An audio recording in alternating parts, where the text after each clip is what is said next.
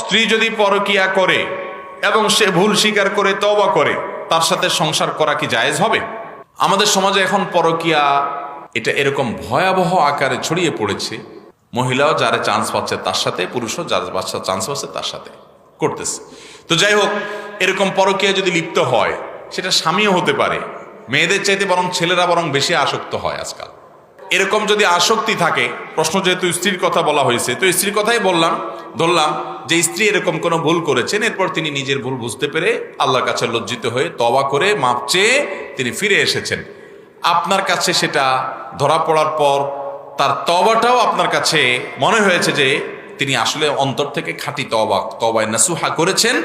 এবং তিনি ফিরে এসেছেন, আপনার কাছেও সে দুঃখ প্রকাশ করেছেন, আর কখনো করবেন না সংকল্প করেছেন, আপনার কাছে মনে হয়েছে যে হ্যাঁ তার তওবাটা টিকবে মনে হয়, তাহলে অবশ্যই আপনি তাকে ক্ষমা করে তার সাথে সংসার করতে পারবেন। শুধু পারবেন না, বরং ক্ষমা করে তাকে সুযোগ দেওয়া